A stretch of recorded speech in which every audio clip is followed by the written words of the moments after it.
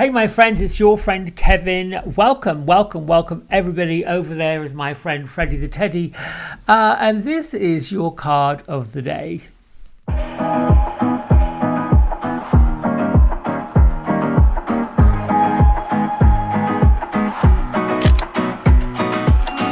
Alright, so we are using the Divine Masters Oracle deck this week for our card of the week. This is by Kyle Gray with illustrations by Jennifer Hawkyard, and our guide, if you will, our divine master, is Guru Ram Dass. He's here to bring us miraculous moments in every part of our day, in all days of this week. He's asking us to surround, or he is surrounding ourselves, or reminding us that we're surrounded by harmony and that we should expect miracles in our day, not the doom and the gloom. I'm choosing the Archangel Michael Sword of Light Oracle deck by Radley Valentine. These illustrations have been provided by Echo Chernik. And I truly like doing the credits. I feel like there's a lot of work that goes into producing these cards, the concept behind them, the artwork, just hours and hours and hours of it. So to not give them credit seems a little unkind. All right, we are in a number 6 day, so it's a day to be responsible. Take on the role of your own teacher. Be kind, be loving, somewhat parental, respectful, but pay attention to what's going on around you. Don't get caught up in worrying about material things, worrying about money, worrying about bills being paid. That's just going to be distracting. So let's get on with our card. Here we go. Whoa, I'm not going to read all those. That was just a mistake. Let's try again. There we go. 3, 4, 5, 6, 7. I don't want to keep doing it's like watching paint dry. I'm going to take the card off the top that Spirit feels I need to read from. There we go. This one right here.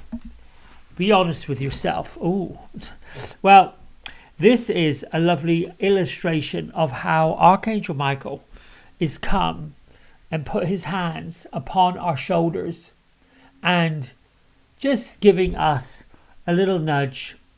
It's basically saying that all your feelings, even the ones that are challenging, have got a message. Accept whatever truth is coming from the message, and then let Source take care of it from there. My isms that go with all of this. I mean, it never ceases to amaze me, and I think I can pass this on to you. The ism I chose was, I am always with my higher being, and everything is wonderful. If we're not in that mode and we're not picking up that energy, that's where we have to pay attention, and that's where we have to be honest. If we're chasing dreams and rainbows and, I don't know, things that are truly in our heart of hearts, not on our right path, seems a little impossible, seems a little unsure, unsettling. There's a message in there. The other ism is, thank you, universe, for providing me more than plenty to nourish my life and to help other people. This is what we're about. We're entering this golden age of humanitarian efforts. We're lifting those up who are feeling the weight. We're lightening those up who have lost their way in the darkness. We ourselves are the light around the crack of the door in the dark. We ourselves look at things that are flawed and find something redeeming, wonderful, incredible about that. Now, Guru Ram Dass is echoing those efforts to us this week. When it comes to being honest with ourselves and working with Archangel Michael, who, if you look at this image, is just shining down. I mean, you've got all these beautiful planets, these artwork, and then the ring right there on the index finger that has, what number is this? There's a number on the ring. I'm going to go right up close so I can even see it. Well, camera's not even big enough. But there's a number on that ring. Which I can't see that number. 222, I guess. Anyway. The Divine Masters, and now your Archangel Michael, are just confirming that everything is possible. That we're worthy of light, that we're worthy of love, we're worthy of healing, we're worthy of abundance, and we're worthy of support. If we're feeling and thinking that the miracle is way too huge to achieve, then we're not being honest. Because we've got to know that we are our own limits. We're limited by the expansion of our mind. So we've got to stop measuring what seems possible. When I say we've got to stop measuring what seems possible, that means when we measure something as being possible or impossible, it's what we put, that's the limit. So when we push and we shove a plan, we're putting together a journey, or putting together something great, we have to push past that limit and let the miracles of it happening, the miracles of it manifesting, we've got to let that become the reality that we're speaking of. That's where we have to be honest. This is not about, I told a lie and I need to fess up. That's not what this card is saying. This is about being honest that you're limitless, you're powerless, you're beyond anything anyone could ever place upon you. But yet we're listening, and our culture is going down that aisle of pulling us into the murkiness. Guru Ram Dass founded the holy city of Amritsar. He was actually an orphan. And this place, I think it's called Amritsar, is sacred to all the Sikhs. At the time that he founded this holy city, there was a lot of unrest. And through his selfless service and his dedication with his devotees, he was able to pacify and restore that area, that holy land. And this energy helps make anything and everything possible. So Sikhs, gurus are to Sikhs like I said yesterday, the Dalai Lama are to Hindus, to Buddhists. I think I spoke yesterday, I know Gertrude and Beatrice are here. I think I spoke yesterday about how I was going through algorithms and trying to get my head wrapped around what people are focusing on. Because, this is a 6 day, so we have to, what are we focusing on? That's where we also need to be honest. And I never started this channel and doing these daily cards of the day with any intention other than to lift up people, to have everybody look at things in a bit of a brighter way. Because at the time I started doing any of this, the government in the United States was basically saying, you need to shelter in place. Go.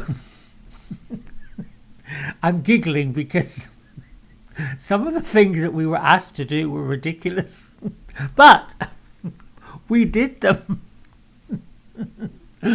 Didn't go to work, didn't leave our houses. There were some things I felt like I am not bleaching all the vegetables before I put them away. I'm sorry. I think I can just run them under the tap or cut the peels off, something. Anyway, I'm digressing. I know I'm using humor to cover up something that is like Really? Anyway, so I started this channel because I was just really bored and fed up with all the doom and gloom.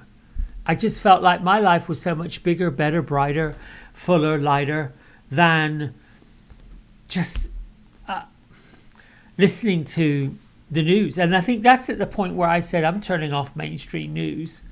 I think we have to pay attention in case there is something of a catastrophe, but every day's a catastrophe somewhere in the world. Anyway, I digress. I was going through the algorithms because, now it seems that everybody wants to be seen and wants to be heard and has a message. And I feel like that's great.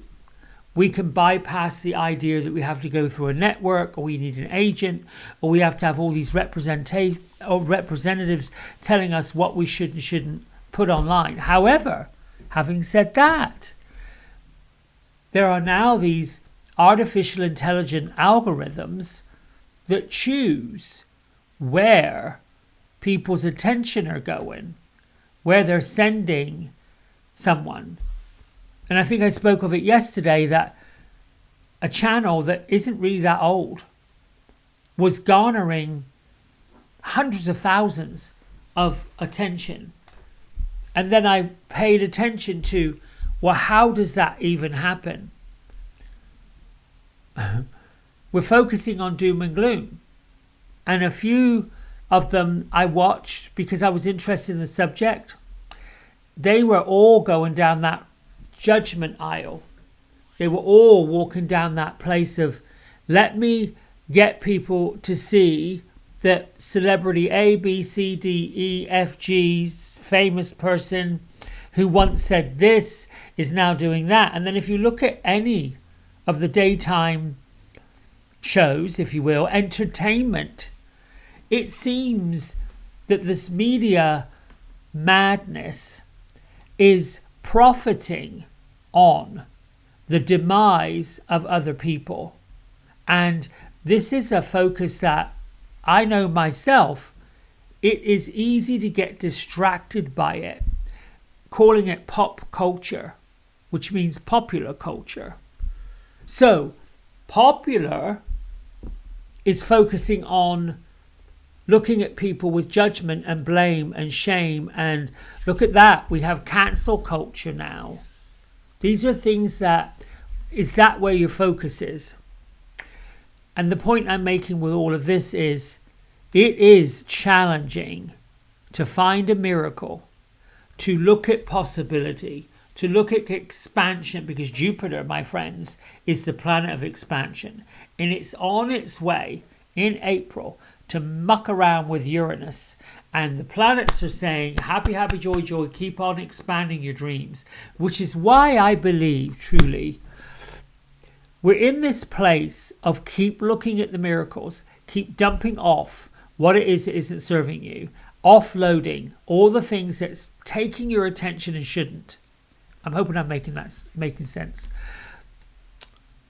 We're hearing an awful lot about folks who are ending their life suddenly. That's big, that's huge. And once again,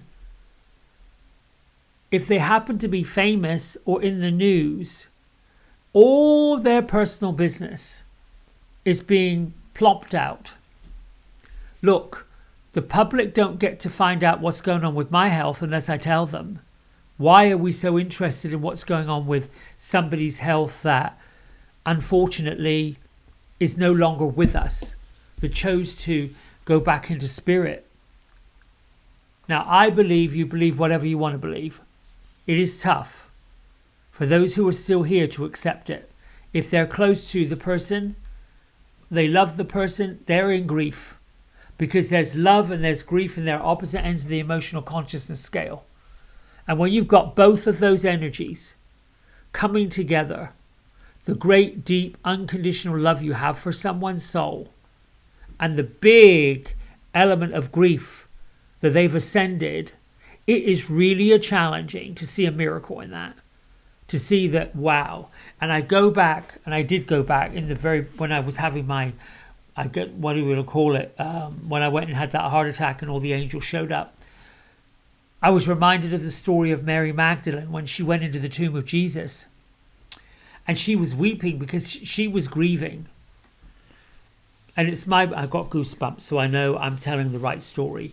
And the Miriams, which are the twin angels, showed up to her and gave her this epiphany. And Jesus came down and said, listen, don't worry.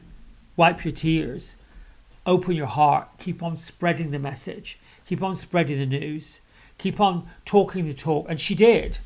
And once again, going back in history, Mary Magdalene was seen as a pariah. I mean, the church, the Catholic Church at least, made her out to be some villain, because what she was spreading is love and light and kindness and truth and honesty.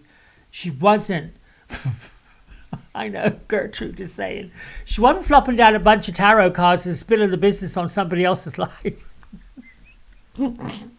Oh my God, that's Gertrude. Gertrude is just being honest with herself. 2 clicks and a twist, my dear. You just need to say it as it is. Stop with your nonsense. Anyway, I digress. So sorry. Listen, I think I'm going to stop here. But finding miracles, you're a walking, talking, bright, shining, loving miracle. You've got so much knowledge, peace, anything you want to say. It's a question of, yes, get on that surfboard and surf that wave. Don't get caught up in the undertow. Until tomorrow, big love. Bye for now. Hey everybody, we hope you've enjoyed the video. If you did, don't forget to like, subscribe and share it with all your friends. Here's a QR code if you decide you'd like to get a private personal reading with me. I'm available most evenings and on the weekends. Just go over to the website, book in what session, 30 minutes, 60 minutes, and then fill in the contact information and I'll be back in touch. And if you feel kind enough, here is a link to my donation button. Energy exchange of any amount is always gratefully received. Until next time, be well, be blessed, and thanks so much for watching. Bye.